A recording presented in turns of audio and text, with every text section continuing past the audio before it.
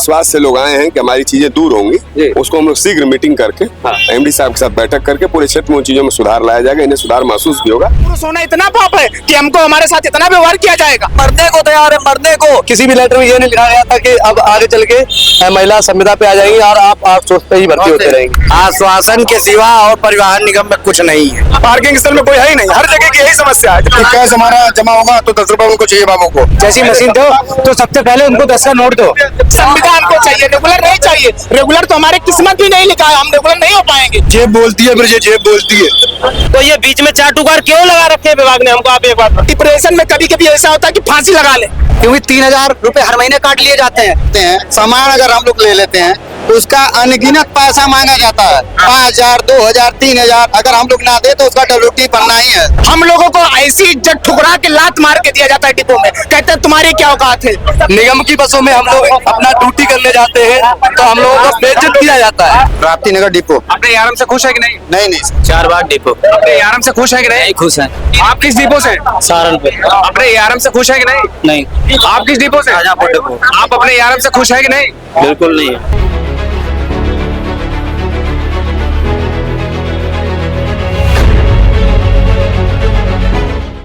हम मौजूद है राजधानी लखनऊ में उत्तर प्रदेश राज्य सड़क परिवहन निगम मुख्यालय पे।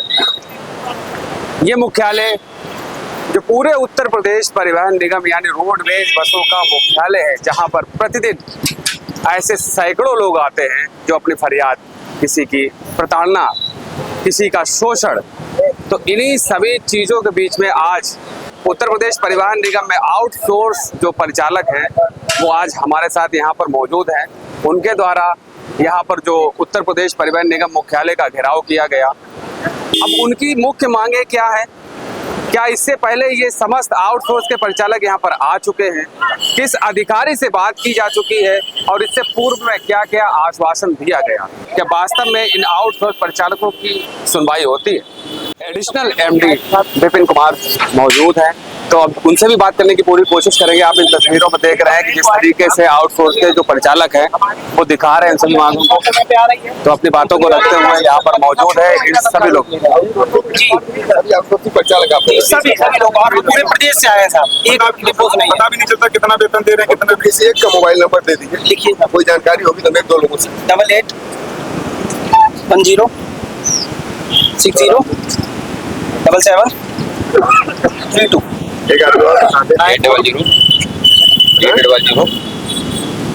97 022 49 आप ऐसा करिए, मैं एक आदमी से बात भी करूंगा, हम अपने लोगों से थोड़ा इसको समझ लेते हैं और बातचीत करके आप शाम में या कोई एक टाइम पे 1-2 लोग आ जाओ मेरे ऑफिस में भी। आप साहब बात पूरा सब परेशान है साहब। नहीं, अभी तो हमने देख लिया आप लोगों का।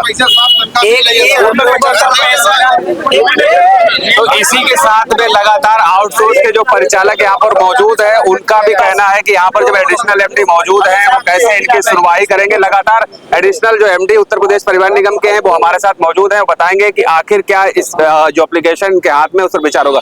सर, जो आउटसोर्स के यहाँ पर परिचालक आए हैं, लोगों की मांगे हैं कि इनके शोषण भी हो रहा है, अनियमितताएं हो रही, उस पर कैसे निजात किया? हालांकि काफी आपसे इन लोगों को अपेक्षा है कि कुछ समस्या का समाधान होगा। इससे पहले साहब इतनी बार आ चुके हैं हम लोग, मिलने ही नहीं दिया जाता है साहब से हमें। इन लोगों की मुख्य मांग ये है कि आउटसोर्सिंग पे लोग कार्यरत हैं, इन लोगों को सीधे निगम के अधीन संविदा पे समायोजित किया जाए।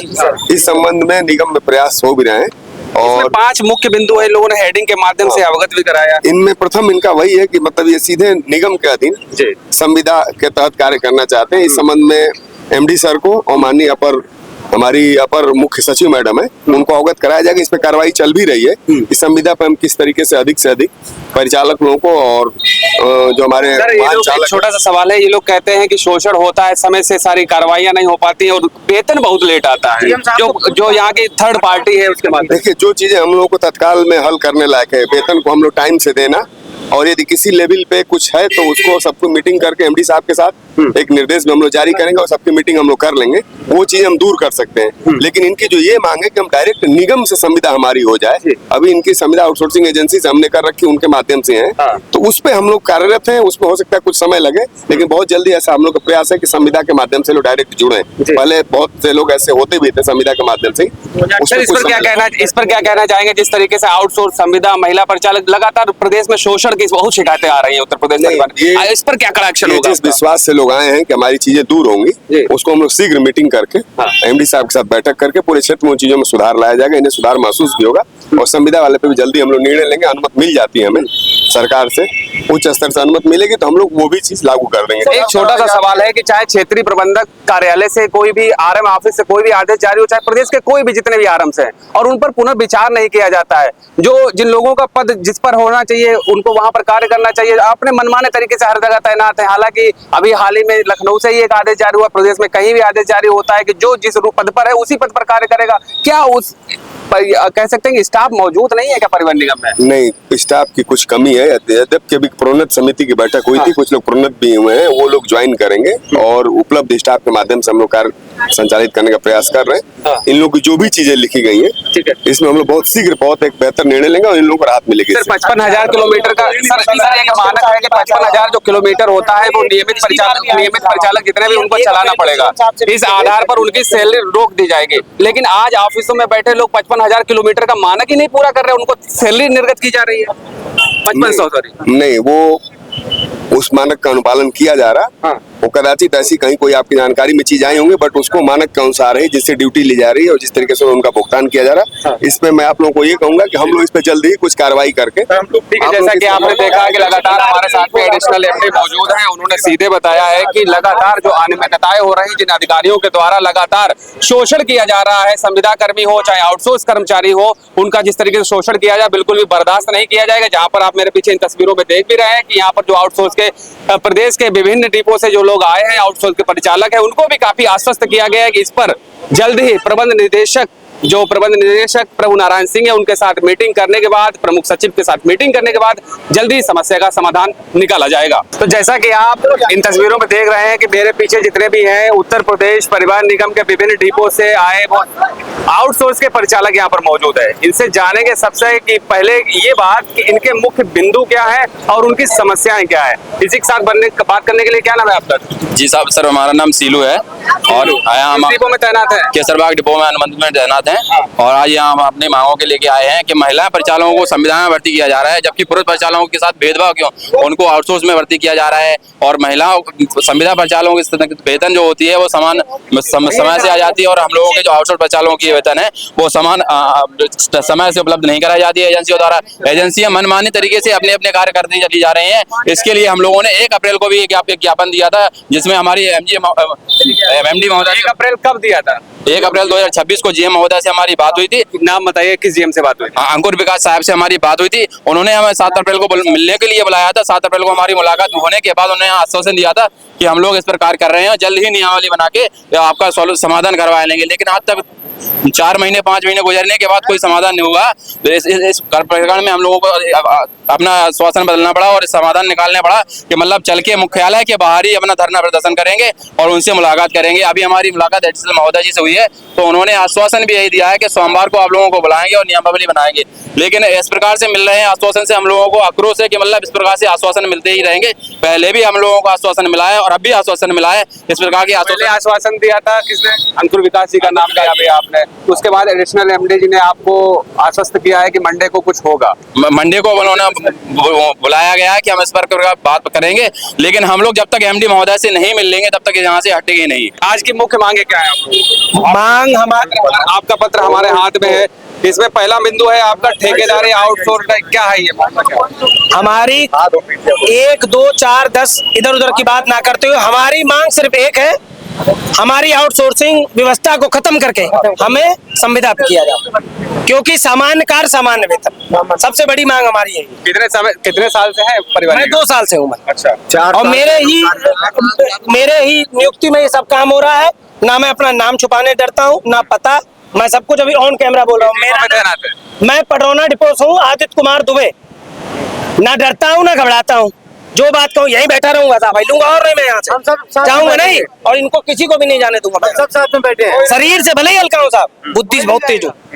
सर एक बात अभी अभी बात हुई है, दूसरा बिंदु पे लिखा है गृह जनपद समीप। अच्छा एक बात हमको अहम बात ये बताइए कि जब से आपने बताया कि 2 साल, क्या सैलरी इस थर्ड पार्टी जो कंपनी है इसके माध्यम से सैलरी समय से आई है कभी? कभी आज तक नहीं। 25 से पहले आपकी तनख्वाह नहीं आ सकती। आप और मैं व्यवहारिक, मैं आपसे 500 ले लूं, 1000 ले लूं, 2000 ले लूं, ठीक, आप व्यवहारिक मुझे पैसे दे देंगे, आप समझ लेंगे कि भैया नहीं आज नहीं तनख्वाह आई कल।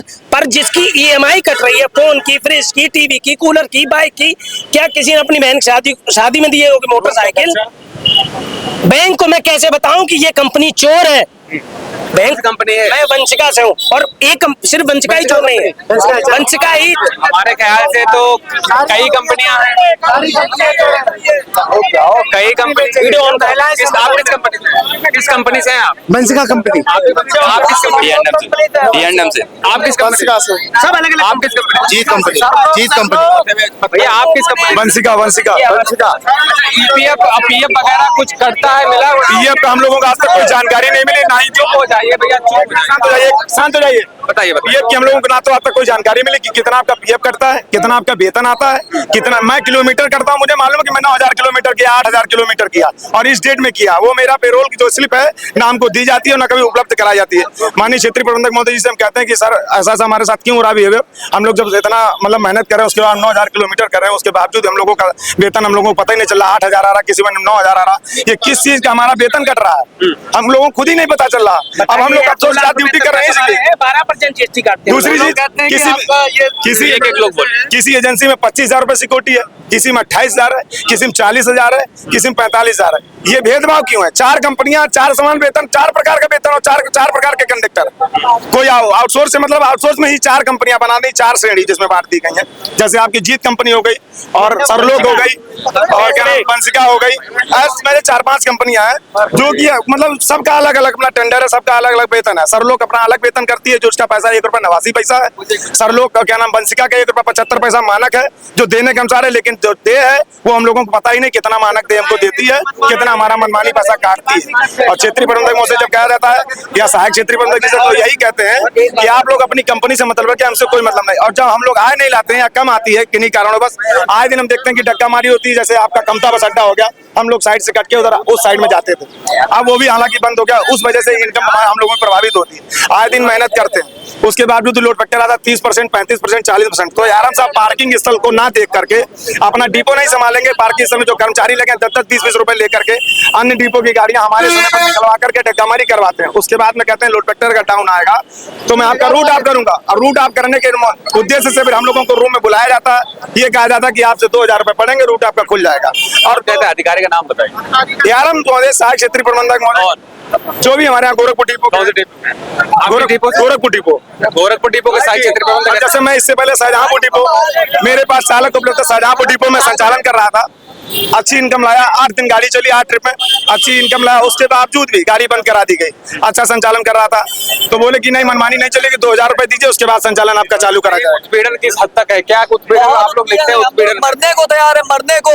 100 लड़कियां हर डिपो में आ रहे हैं संविदा पे, हम लोग आ रहे हैं आउटसोर्सिंग से। क्यों आ रहे हैं?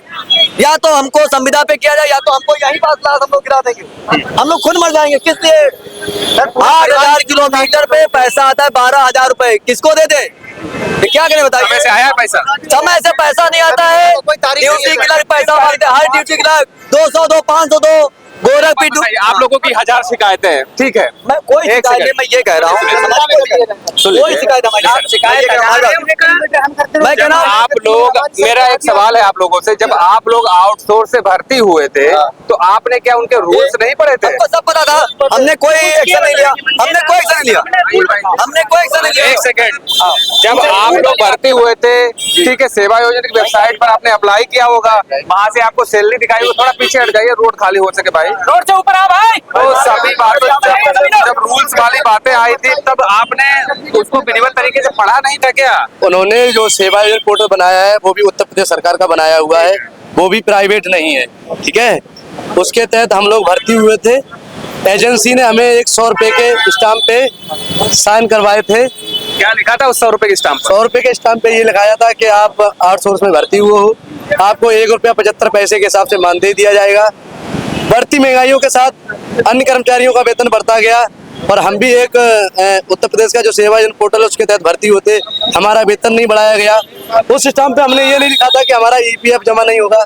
उस सिस्टम पे हमने ये नहीं लिखा था कि आपको वेतन समय से नहीं दिया जाएगा। उस सिस्टम पे ये नहीं लिखा था। उस समय में क्या था, लड़कियां भी आउटसोर्स में भर्ती हुई थी। परिवहन विभाग के किसी भी लेटर में ये नहीं लिखा गया था कि अब आगे चल के महिला संविदा पे आ जाएंगी और आप आउटसोर्स पे ही भर्ती होते रहेंगे। क्या हमारे बच्चे नहीं है, मेरा घर परिवार नहीं है? तो मैं माननीय मुख्यमंत्री जी से अपनी ये बात रखना चाह रहा हूँ कि हम लोगों के भी घर परिवार है। हम लोग बहुत दूर दूर से, हम जिला मैनपुरी के रहने वाले हैं और हम गोरखपुर रीजन में अपनी जॉब कर रहे हैं, जो कि हमारा यहाँ से 700 किलोमीटर दूर घर है। हमें 2-2, 3-3 ड्यूटी नहीं मिलती है आए दिनों। परिचालकों का मतलब ज्यादा परिचालक लोग भर्ती कर लिए हैं। शोषण की परिवहन निगम में बहुत सी शिकायतें आती है। शोषण किस स्टेज का होता है, क्या क्या शोषण में होता है? शोषण यही होता है कि जो आउटसोर्स परिचालक हो उनको दूसरे दृष्टि से देखा जाता है, हमारे विभाग में भी। और भेदभाव होता है क्या? जी बिल्कुल बिल्कुल सर। नियमित परिचालक है, उनका मतलब इधर आइए।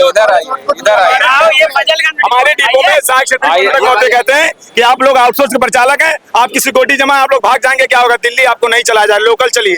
इस पे संविदा के कर्मचारी चलेंगे और नियमित कर्मचारी चलेंगे। हम लोगों को दिल्ली नहीं चला जाता। हमने पूछा 3000 में से 1000 कटता है लोड फैक्टर कम होने पे। आउटसोर्स वालों का 3000 पूरा ही उड़ा लिया जाता है। और सर ये तो संविधान के खिलाफ है सर, कि आप लिंगानुपात में मतभेद नहीं कर सकते आर्टिकल 16 के थ्रू। ये तो उसका क्या नाम संविधान को भी कुछ नहीं समझ रहे, क्योंकि लड़की को संविदा और लड़कों को आउटसोर्स पर क्यों लिया जाता है? उसको तो परिवहन मंत्री ने ये तो जो महिला सशक्तिकरण के बिहार पर संविदा की भर्ती की है ना, बात नहीं कर रहे, लेकिन कहने का मतलब ये है कि जैसे को बढ़ावा देने के लिए रोजगार में। हाँ वो ठीक है, महिला सशक्तिकरण बहुत अच्छी बात है, हमारे नारी के सम्मान के लिए बहुत बड़ी हमारे प्रेरणा देता है कि हाँ ठीक है नारी आगे आए, हम उसको मना नहीं कर रहे हैं और हमारे लिए हम उसके साथ हैं, हर समय रहते हैं। जो भी हमारा महिला परिचालक निगम लोगों को, यहाँ तक कि निगम की बसों में हम लोग अपना ड्यूटी करने जाते हैं तो हम लोगों को बेइज्जत किया जाता है कि आप आउटसोर्सिंग में भर्ती हो। तो एक बात ये बताइए कि अभी आप लोगों की मुलाकात एडिशनल MD से हुई, ठीक है? एडिशनल MD ने क्या आश्वासन दिया और आपको क्या लगा उनसे बात करके? एडिशनल MD एक्चुअली ऐसा कि 1 अप्रैल को हम लोग पहले मीटिंग किए थे तो GM साहब से मुलाकात हुई थी। उन्होंने यही आश्वासन दिया कि 5 सदस्य आएंगे आपके ग्रुप से। हम भी जो भी सदस्य 400-500 थे तो उसमें कहा कि 5 लोग हमसे मिलेंगे। हमको आश्वासन दिया, हम लोग उनके उस पर आगे बातों पे कि हाँ ठीक है भाई हमारी बातों के समझेंगे और सुलझाएंगे। लेकिन क्या हुआ कि आखिरकार हमारी बातों का कोई उनमें असर नहीं पड़ा और हम लोगों को भेज दिया। हम लोग पुनः अपने डिपो चले गए। पुनः फिर हम लोग हमारे आराम साहब क्या होता है कि बैग नहीं जमा कराते हम लोगों को, दोबारा हम धरना प्रदर्शन जिससे कर सके, अपनी बातों की मांगों को रख सके। लेकिन इसी कारणवश आज हम फिर दोबारा आए हैं। लेकिन विपिन मिश्रा जी एडिशनल MD साहब जो है उन्होंने हमको आश्वासन दिया, हम उससे सहमत हैं, हम उनकी मानने को तैयार हैं। लेकिन कहने का मतलब ये है कि हमारे साथ एक बार छल कपट हो जाएगा, हम कैसे विश्वास करें किसी पे कि हमारे साथ अब ऐसा नहीं होगा। कोई प्रणाली को अपनी समस्या रखने का सही अधिकारी नहीं मिला, बिल्कुल तो कोई बात करने को नहीं तैयार है। यहाँ बताइए आप। आश्वासन के सिवा और परिवहन निगम में कुछ नहीं है, बस आश्वासन दीजिए और घर जाइए। कहाँ से आना हुआ आपका? राप्ती नगर गोरखपुर से। अधिक लोड फैक्टर हम लोगों को बोनस नहीं मिलता है और कम लोड फैक्टर पर प्रताड़ित किया जाता है। 6 घंटा प्रताड़ित किया जाता है। कैसे कैसे प्रताड़ित में कुछ तो दबाव होता है, मतलब दबाव क्या है? दबाव ये है, आप इस लोकल रूट पे चले आइए, उस पे जाइए, 50 से कम जमा नहीं होगा कोई। मशीन बिल्कुल भी बहुत ज्यादा, और जबकि निगम में जो भी है संविदा पे उन लोगों को लोड फैक्टर भी कम आएगा लेकिन उनका जमा किया जाएगा। हम आउटसोर्स का कैसे जमा नहीं हुआ था? क्या है उत्पीड़न, बताइए पहले आप। ये है परिवहन निगम का आदेश है, यदि परिचालक मार्ग से लौटता है तो आधे घंटे के अंदर उसका बैग और कैश मशीन जमा करा लिया जाए, परंतु उसका लोड फैक्टर पहले पूछ लिया जाता है इनकम कितना है। अगर इनकम कम है तो कहेंगे RM को आने दो, RM को आने दो, सताई को आने दो, तब तुम्हारा कैश जमा होगा, तब तुम्हारा सीन होगा। आप बताइए रात को 2 बजे जो रात्रि मार्ग पे गाड़ी चलती है, हम प्रत्येक स्टॉपेज से 2 यात्री उठाएं, पर क्या 24 घंटे रात्रि में 2 यात्री मिलते रहते हैं? इतनी गाड़ियां हो गई है परिवहन निगम में। हम तो और कहते हैं और बढ़ाई, अच्छी बात है, पर एक ही मार्ग में 500-500, 200 गाड़ियां अगर संचालित होगी तो इतनी सवारियां मिलना असंभव है। जरूरत के समय सीमा होती है, कोई समय सारणी होती है कोई समय सारणी नहीं, खाली एक नाम का है कि समय सारणी। क्या बता रहे? गोरखपुर डिपो में कोई समय सारणी नहीं, पूरे प्रदेश की गाड़ियां आती हैं, उनका कोई पार्किंग लखनऊ में कौन सी है? पार्किंग स्थल में कोई है ही नहीं। हर जगह की यही समस्या है। जैसे भैया आप बता रहे थे, आप कुछ अभी बोल रहे हैं। जो पार्किंग वाले हैं वो 10-20 रुपए लेके आता डिपो की गाड़ी भरवाते हैं। कहाँ आपने देखा ऐसे लोगों को? हमने अपने गोरखपुर डिपो में देखा है। अच्छा, आप भी गोरखपुर डिपो से है? आपके गोरखपुर के क्षेत्रीय प्रबंधक, सहायक क्षेत्रीय प्रबंधक कुछ नहीं बोलते क्या? बोलते क्या उनसे कहो तो वो कहते तुम हमारे रीजन गाड़ी है वो भी है, अगर हमारे पटरौना डिपो गाड़ी आ जाए, देवरा डिपो आ जाए तो उनका ये कहना था तुम गोरखपुर के हो, तुम शाम को गाड़ी भर के जाना। उसके बाद उत्पीड़न ऐसे करते हैं वो हमारे साथ कि कैसे हमारा जमा होगा तो 10 रुपए उनको चाहिए बाबू को, लोड फैक्टर डाउन है तो उनको पैसा चाहिए। पैसा ये 10 रुपए का खेल हमने बहुत सुना है। ये 10 रुपए का खेल कहाँ 10 रुपए बढ़ते हैं, सही बताइए। हर जगह चलता है, हर टेबल पे, हर डिपो में, हर टेबल पे चलता है। कहाँ चलता है? एटीएम में चलता है। शुरुआत कहाँ? चेकिंग बाबू के पास चलता है। शुरुआत कहाँ से होती है? चेकिंग बाबू से अगर हम जाते हैं अपना बेबी निकलवा के चेक करवाने के लिए 10 रुपए उनको दो, कैश जमा करो 10 रुपए उनको दो। अगर मशीन बढ़िया नहीं है, बढ़िया लेनी मशीन है 10-20 रुपए उनको दो, तब बढ़िया मशीन लेते हैं। इस प्रकार उत्पीड़न किया जाता है। शाहजहांपुर डिपो से आजादपुर जैसे ही हम ड्यूटी पूरी करके आते हैं तो हमको 8-10 घंटे इंतजार कराया जाता है कि सुबह आएंगे बाबूजी 6 बजे या 7 बजे तो हमारी मशीन से कैश जमा होगा। तो जैसी मशीन दो तो सबसे पहले उनको 10 का नोट दो। 10 का नोट देने के बाद हमें इंतजार करना पड़ता है कि हमारी मशीन से सीट निकलेगी। सीट निकलने के बाद हम सीट चेक कराते हैं। सीट चेक कराने जाओ, वहाँ 10 का नोट दो। ये 10 रुपए की बख्शिश है क्या यार? समझ नहीं पा रहे। ये 10 रुपए हमारा काम जल्दी हो जाएगा। हम रात भर के जगह होते हैं, हमको नींद आती होती है, हम लोग थके हुए होते हैं, तो मान लो उसका फायदा उठाते हैं क्या? हाँ, इसका फायदा उठाते हैं कि हम लोग सोचते हैं 10 रुपए देकर जल्दी लोड फैक्टर कम है, 10 रुपए दो तो सीट जमा हो जाएगी। तो लोड फैक्टर का नहीं, लोड फैक्टर पे साइन कराने पड़ते हैं। वो 100 रुपए में जमा 100 रुपए कौन लेता है? कल डिपो से सब लेते हैं। किस डिपो से? मैं मथुरा डिपो से हूँ। मथुरा डिपो से? हाँ जी। अगर लोड फैक्टर कम है तो आपकी सीट जमा नहीं होगी क्या? जेब बोलती है, फिर ये जेब बोलती है। नहीं होगा, जमा नहीं करते। जमा होता है, एक सेकंड रुकिए, जमा सब होता है। तुम्हारी जेब में कितना दम है वो जमा करो। कैश से लगवाई जेब होती है ना, 500 फेंक दो, और यहीं पे कोई महिला प्रचार 500 का नोट फेंक दो, 500 नोट फेंकोगे ना, कैश बेबी सब दे जाओ, अपने आप जमा हो जाता है। मथुरा के सहायक क्षेत्रीय प्रबंधक से कभी आपने कहा नहीं सर ऐसा चल रहा है? किससे क्या कहें, कोई सुने हमारी तब ना, आउटसोर्स वाला ही सुनने वाला है कौन? यहाँ किसने सुन ली है? 3-3 4-4 बार आगे किसने सुन ली? बताओ मुझे आप, सुन किसने ली? लौंडियों को भर्ती करते संविदा पे, लौंडे की अपनी एसटीसी कराएंगे ये? बताइए आप हमें। सर हम लोग किसी के बीवी बच्चे नहीं है क्या? इनके बच्चे नहीं है? मैं मथुरा से यहाँ आया हूँ, मथुरा से आगे गाँव हाथरस का। मेरा नाम है मनीष माहेश्वरी। नौकरी की टेंशन नहीं है। लगातार ऐसा आपके क्षेत्रीय प्रबंधक कार्यालय कभी गए, उनसे बात रखने की कोशिश की? सबसे कह दिया, सैलरी स्लिप दिखा, कोई दिखाता नहीं है सैलरी स्लिप। अच्छा, सैलरी आपके समय से आई? कभी नहीं आती, 26 के बाद आती है मेरी तो। आज 31 को आई है, 25 के बाद ही आती है भाई।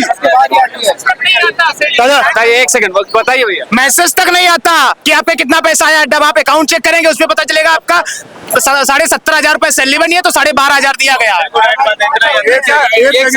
ड्राइवर इधर आइए, इधर आइए। कितना जियो में है सैलरी, आपको कितना दिया जाएगा? जो आपकी पे स्लिप होती है, एक सेकंड, पे स्लिप पर कितना लिखा है? हम पे स्लिप कुछ हमारे यहाँ किलोमीटर पैसा दिया जाता है, 2 रुपए 16 पैसे पर किलोमीटर दिया जाता है, प्लस महीने में 4,000 रुपए इंसेंटिव दिया जाता है। लेकिन हम लोगों के नाम पे आता है, लेकिन हम लोग को नहीं मिलता। हम वो विभाग हम लोगों के नाम पे ठेकेदार को देता है, ठेकेदार पूरा पैसा काटता है। हम लोग की एक ही मांग है, संविदा किया जाए हम लोगों को, कंपनी हटाया जाए। का कंपनी है हम लोग की संविदा किया। अभी संविदा वालों का वेतन 18 से 20 तारीख में आ जाता है। हम लोगों का वेतन अभी कल 30 तारीख था, 30 तारीख को आया, वो भी करीब 100 बार फोन करने पर भैया पैसे भेज दीजिए तब पैसे आता है। 17,500 रुपए वेतन बना था। 6300 किलोमीटर थे हमारे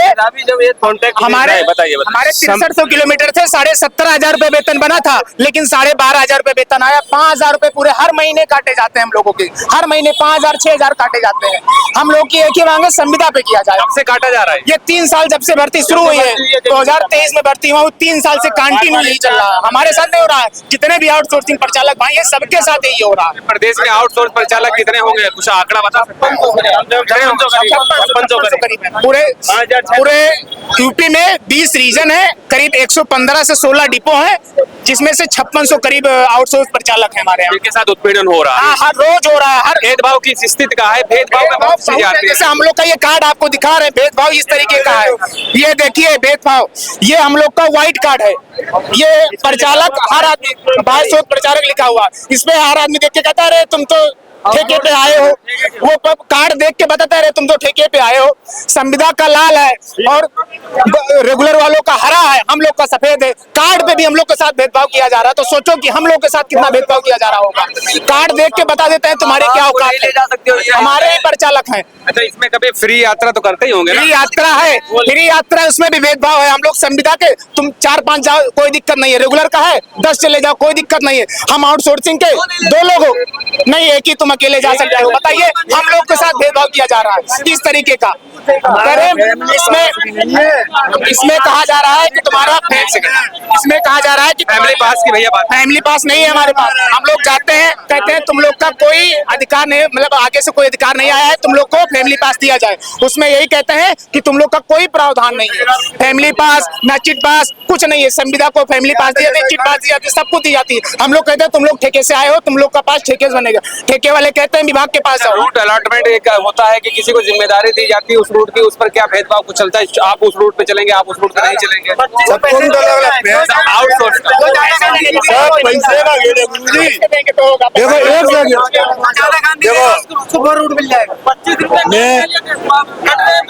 ये कार्ड जो दिखाया है ना, इस कार्ड को भी लेने जाओगे तो 50 रुपए देने पड़ते हैं इस कार्ड को लेने में, बल्कि फ्री आता है विभाग, 50 रुपए देते हैं। कहते हैं नहीं दोगे तो नहीं मिलेगा तुमको। हमारे विभाग वाले ही पैसे लेते हैं हमारे कार्ड के लिए। हम परिचालक परिवहन की अड्डी है, हमारे से ही पूरे एमडी साहब बैठे, ये मुख्यालय का गेट है, इसमें एमडी साहब बैठे, हमारी कमाई से इनका वेतन आता है। जितने रेगुलर कर्मचारी हमारी कमाई से वेतन आता है, और हम लोगों को ऐसी इज्जत ठुकरा के लात मार के दिया जाता है डिपो में। कहते हैं तुम्हारी क्या औकात है, तुम आउटसोर्सिंग परिचालक हो, तुम कुछ नहीं कर पाओगे, तुम्हारा कुछ नहीं होगा। कह रहे कंपनी के पास और कंपनी कहती विभाग के पास जाओ। हम लोग का कोई ठिकाना नहीं है।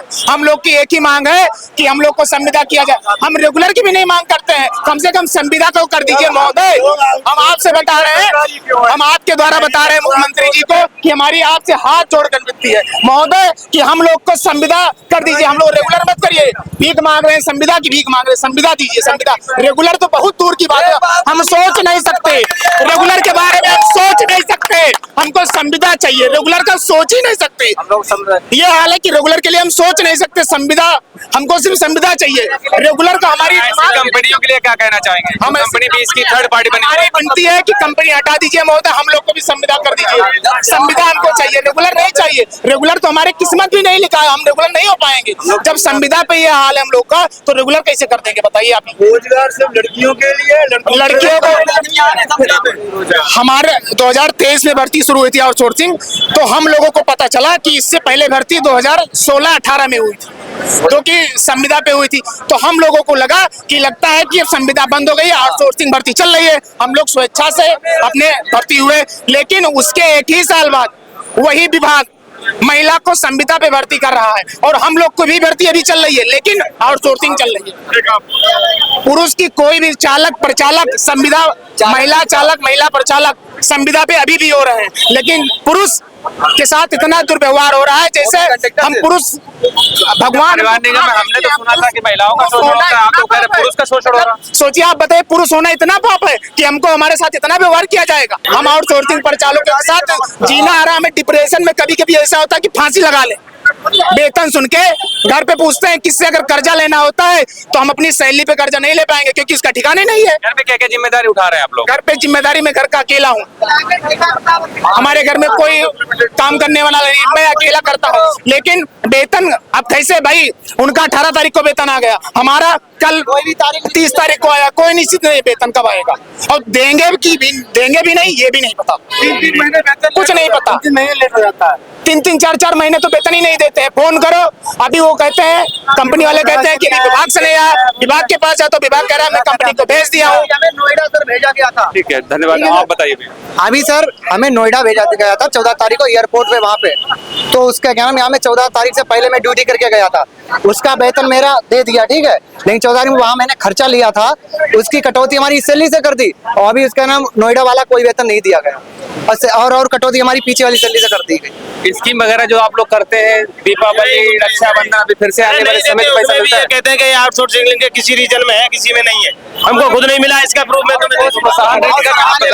हमको जब संविदा का कॉन्ट्रैक्ट 11 महीने पे है और विभाग उसकी पूरी सैलरी दे रहा है, तो ये बीच में चाटुकार क्यों लगा रखे हैं विभाग ने? हमको आप एक बात बताइए, ये क्यों रख रखे हैं, ये बात बताइए हमको। मेहनत हम कर रहे हैं, वेतन हमको सीधा ये इतना पूरा दे रहा है विभाग, तो ये बीच में क्यों लगा रखे? क्या ये विभाग के रिश्तेदार है, क्या है, क्या चल रहा है ये बीच में? किसी के खास होंगे, ये क्या चल रहा है ये बताइए आप हमें। जब ये वेतन पूरा दे रहे हैं और हम संविदा 11 महीने का कॉन्ट्रैक्ट होता है, संविदा का भी, संविदा कोई रेगुलर महीने की कितनी सैलरी आती है आपकी? महीने के ये मान के चलो 17-18 हजार सैलरी बनती है, तो वो 7-8 हजार 10 हजार 12 हजार से ज्यादा आती नहीं है। ये विभाग ने बीच में क्यों पाल रखे हैं? कंपनी 5-6 हजार रुपए काट लेती है। हाँ बिल्कुल काट, जीएसटी भी काटती है 10-12 हजार रुपए में भी जीएसटी, कुछ जमा नहीं करती है, 3 साल से कुछ जमा नहीं हुआ है, कुछ जमा नहीं करती है। किस डिपो से? पहले बताना चाहेंगे सर, हम सिविल लाइन से डिपो प्रयागराज रीजन अजीत परिचालक बोल रहे हैं सर। हम सबसे पहले हमारी जो मांगे हैं वो है ये कि अगर हम सब परिचालक हैं, जो महिला परिचालक को संविदा में भर्ती किया जा रहा है और पुरुष परिचालक को आउटसोर्सिंग में भर्ती किया जा रहा है। पहली बात, महिला परिचालक का वेतन बनता है 25 से 30 हजार रुपए, वो करती है मतलब किलोमीटर 6,000 समथिंग, और हम करते हैं 6,000, तो हमारा 8,000, 9,000, 7,000 बनता है। प्लस नाइट का पैसा नहीं दिया जाता है डिपो से। डिपो से बात करो तो बोलेगा अपने, एक सेकंड भाई, डिपो से अगर बात करोगे आप, इंचार्ज से बात करोगे, आरएम से बात करोगे, आरएम से बात करोगे, तो सीधा बोलेगा आप कंपनी से हो, आप कंपनी जाने, ठीक। अब कंपनी वाले को फोन करोगे तो आप बोलेगा आपका आरएम जाने, एआरएम जाने। अब सबसे बड़ी दिक्कत ये है कि हम जाए तो जाए कहाँ? और दूसरी बात, एआरएम साहब चाहे अगर हमसे कोई गलती हो जाती है या कुछ ज्यादा बोल दिया या कुछ अनमन हुई, तो फटाक से पनिशमेंट के तौर पे रूड ऑफ कर दिया जाता है। रूड ऑफ, हाँ, अधिकारी करते हैं सब। और रही बात हम लोग की मांगों की, तो हम लोग की एक ही मांग है, अगर संविदा पे हम लोग को किया जाता है तो हम लोग का कोई दिक्कत नहीं है, हम लोग यहाँ नहीं आएंगे, जैसे हम लोग काम कर रहे थे करेंगे।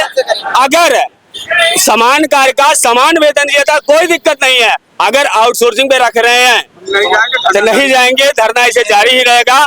और हमारी मांगे जो है वो हाथ जोड़ के हैंगुली मांगे हैं, ये नहीं है कि हम यहाँ झगड़ा करने आए हैं, पथराव करने आए हैं, ऐसा कुछ भी नहीं है दिमाग में। हम लोग खाली अपने जीवन, भाई सबको चाहिए जीवन यापन के लिए, सबको चाहिए अच्छा पैसा, अच्छी मेहनत करते हैं तो वही समान वेतन मिलना चाहिए बस। थैंक यू सर, धन्यवाद। ठीक है। आर्टिकल 16 के थ्रू हमारा संविधान कहता है कि आप लिंगानुपात में मतभेद नहीं कर सकते हो, फिर भी सरकार लड़कियों को संविदा पे, लड़कों को आउटसोर्स में क्यों रख रही है? ये सवाल हमारा है। भर्ती तो महिला सशक्तिकरण के बिहार पर हुई थी ना, लड़कों को भी सर, और फिर लड़कियां भी जाती क्या हैं, चाहते हैं पुरुष सशक्तिकरण बना दिया जाए? और हम ये चाहते हैं हमें भी सर संविदा पे किया जाए, क्यों आउटसोर्सिंग में हमारा बहुत उत्पीड़न होता है, क्योंकि 3,000 रुपए हर महीने काट लिए जाते हैं कम लोड वेक्टर पे। संविदा वालों को ज्यादा से ज्यादा 500 करता है, 1000, इससे एक भी ज्यादा रुपए नहीं करता। कहाँ से आना हुआ भैया? प्रयागराज से। प्रयागराज के आराम से खुश हैं आप? जी खुश है। खुश हैं कि नहीं? खुश है। यस या नो?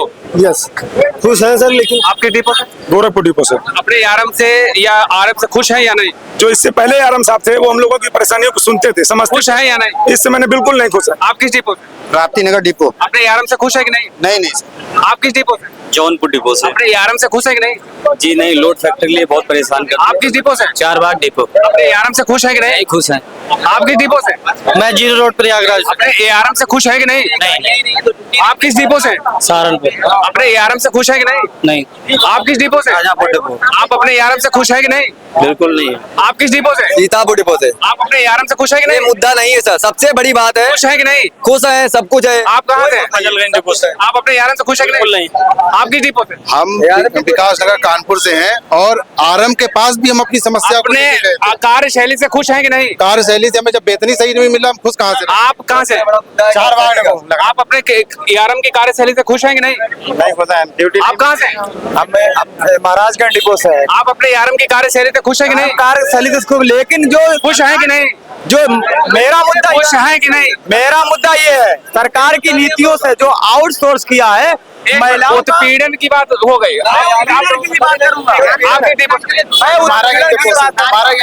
अब सबसे अहम बात यह है कि आपने देखा है कि विभिन्न यानी उत्तर प्रदेश के कई डिपो से जो यहाँ पर सैकड़ों की संख्या में आउटसोर्स परिचालक आए हैं, उनसे सिर्फ हमारा एक ही सवाल था कि आप अपने एआरएम की कार्यशैली से खुश हैं या नहीं। मसला कार्यशैली को दर्शाना इसलिए है कि जब लगातार प्रदेश के इन आउटसोर्स परिचालकों के साथ उत्पीड़न हो रहा है तो इस मुख्यालय में बैठने वाले अधिकारी क्या कर रहे हैं? मुखिया क्या कर रहा है? मुखिया आज क्या कर रहा है? इन परिचालकों के साथ जो लगातार उत्पीड़न हो रहा है उस पर विचार क्यों नहीं? जब 5 महीने बीत चुके हैं आउटसोर्स परिचालकों की अपनी समस्या से यहाँ पर बैठे अंकुर विकास साहब से कह चुके हैं तो वो बात ऊपर क्यों नहीं गई? सवाल ये है, जब एडिशनल एमडी ने आश्वस्त कर दिया कि सोमवार तक समस्या का समाधान निकालने के लिए डिस्कशन होगा, क्या वास्तव में होगा? अब क्या ये मौखिक ही होता रहेगा या लिखित में इनको कैसे आश्वस्त किया जाएगा? सबसे सवाल ये खड़ा होता है। और ये लगातार आउटसोर्स परिचालकों के साथ ये कवरेज लगातार जारी रहेगी, चाहे वो सोमवार ये हो चाहे वो 8 दिन बाद सोमवार।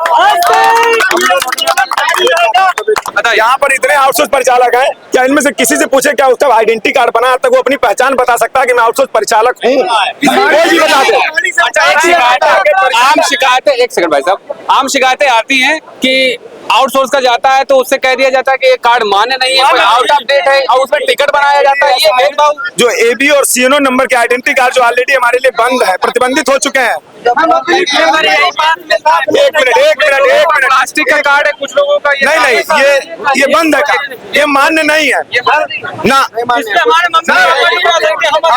मान्य नहीं है। मैं अपनी फैमिली को अब सबसे बात ये है कि एक ही विभाग में तरह तरह के आईडी कार्ड है, तो परिचालकों में विरोधाभास है कि भाई ये तरह तरह के परिचालक आ जाते हैं, कोई फर्जी तो नहीं, इसे असली और नकली कैसे पहचाना जाएगा? ये देख ले, ये दूसरा है, अब ये दूसरा है, अब ये दूसरा है, अब ये देख लीजिए, ये परिचालक यानी हमारे हाथ में इतने कार्ड हैं, ये भिन्न भिन्न भांति के आईडी कार्ड है। अब 45 ये देख लीजिए, ये 44 है जिस पर कैश जमा होता है, ये 44 वाउचर बोला जाता है जिस पर परिचालक अपना कैश जमा करते हैं, और ये वो स्लिप है जो कैश जमा करते हैं। यानी 44 पर आज लोग सहायता मतलब यात्रा कर रहे हैं, तो आईडी कार्ड ऐसे क्यों जारी किया रहा है? जो आपस में ही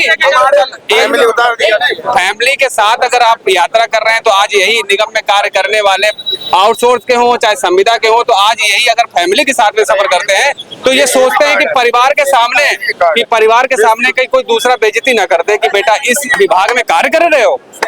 अरे एक बार तो ये दूसरा फिर से कार्ड आ गया। ये ऐसे कार्ड है, कम से कम हमारे हाथ में जो कार्ड है ये करीब 8-10 कार्ड हो गए, लेकिन सारे आईडी कार्ड अलग अलग हैं इस विभाग में, तो एक जैसे क्यों नहीं? सबसे अलग ये बोला कि आप परिचालक नीचे उतरिए, आप आउटसोर्स के परिचालक हैं, तो दुर्व्यवहार हम उसी विभाग में कर रहे हैं, उसी विभाग में इनकम ला रहे हैं, उसी विभाग में जमा कर रहे हैं, और हमको एजेंसी के द्वारा सौंप दिया गया कि आप उस कंपनी के द्वारा हैं, आप लोग विभाग के नहीं है, और विभाग के वाहन चलाता हूँ। अच्छा, कभी ऐसा नहीं होता कि टीआई गाड़ी चेक कर रहा है उसमें आपके लोगों की किसी की पेनाल्टी हुई है? बहुत बार, क्योंकि मुझसे पूछा गया वर्दी का पैसा आपको मिला है, आपने वर्दी नहीं सिलवाई है, इसलिए हमारा 500 रुपए का फाइन चढ़ा दिया, और हमें वर्दी का भरता अभी तक नहीं मिला हुआ है, तो हम वर्दी कहाँ से बनवाएंगे?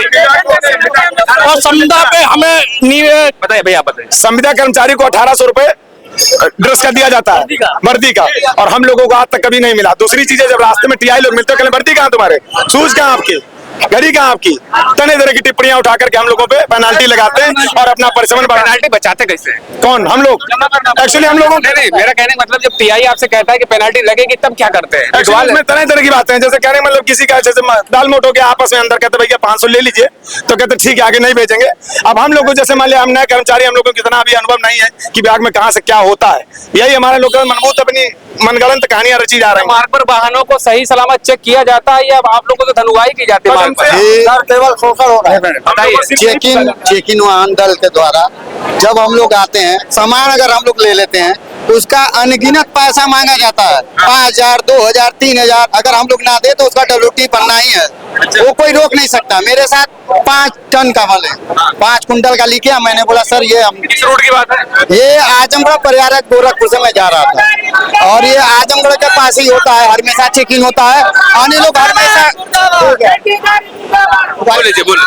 हमेशा चेकिंग होता है, तो यही कहा जाता है अगर तुम लगे चल रहे हो तो हमको पैसा दो, अगर मैं नहीं दूंगा तो मेरा डब्ल्यूटी लिखना अनिवार्य है, वो लिख देंगे। और उसके बाद उन्होंने, अरे भाई, और उसके बाद महिलाओं को समझा किया गया, हो गया। किया गया। तो लगातार जैसा आपने देखा कि यहाँ पर जो मौजूद आउटसोर्स परिचालक हैं उन्होंने अपनी हर समस्या को भारत 19 एक्सप्रेस की मंच से साझा किया और सबका यही कहना है कि लगातार जो उत्पीड़न है उसको हर हाल में बंद कर दिया जाए। कैमरा पर्सन ऋषभ पांडे के साथ देश की हर खबर सबसे पहले